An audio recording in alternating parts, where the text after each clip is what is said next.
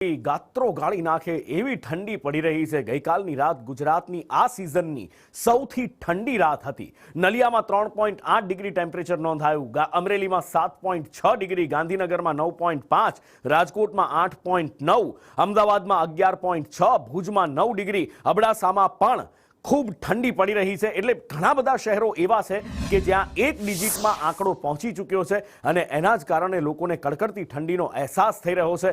ઘણા વિસ્તારોમાં બરફની ચાદર અબડાસામાં તો જાણે છવાઈ ગઈ હતી। જે ઝાકળ પડે એ ઝાકળ સવાર પડતા પડતા બરફમાં રૂપાંતરિત થઈ ગઈ હતી। કચ્છથી સહયોગી સંવાદદાતા અલ્પેશ ગોસ્વામી મારી સાથે જોડાયા છે। અલ્પેશ, કાતિલ ઠંડીનો અનુભવ કચ્છ હંમેશા કરતું હોય છે, પણ આ વખતે ન ફક્ત નલિયા પણ અબડાસામાં પણ એવી જ ઠંડી જે પાણીને, ઝાકળને પણ બરફ બનાવી દે।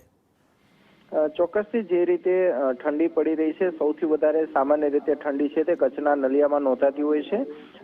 આજની તાપમાનની વાત કરવામાં આવે તો 3 ડિગ્રી આસપાસ તાપમાન નોંધાયું હતું, એટલે કે ઠંડીનો પારો છે તે સિંગલ ડિજિટ પર પહોંચ્યો છે। ભુજમાં પણ 9 ડિગ્રી જેટલું તાપમાન નોંધાયું છે, જેના કારણે લોકો હાડ થીજવતી કાતિલ ઠંડીનો અનુભવ કરી રહ્યા છે। નલિયામાં તો દિવસે પણ લોકોને તાપણા કરવા પડે તે પ્રકારની અત્યારે પરિસ્થિતિ જોવા મળી રહી છે। આજે વહેલી સવારના જે દ્રશ્યો સામે આવ્યા છે તે ફેમસ કોઈ હિલ સ્ટેશન હોય તે પ્રકારના દ્રશ્યો જોવા મળ્યા છે। બાઇક અને એક્ટિવા પર આ પ્રકારે બરફની છાદર છવાઈ ગયું હોય તે પ્રકારના દ્રશ્યો પણ સવારે આજે જોવા મળ્યા હતા। એટલે કે કચ્છમાં કાતિલ ઠંડીનો લોકો છે તે અનુભવ કરી રહ્યા છે। જી અલ્પેશ, માહિતી બદલ આભાર। અને આજે ઠંડા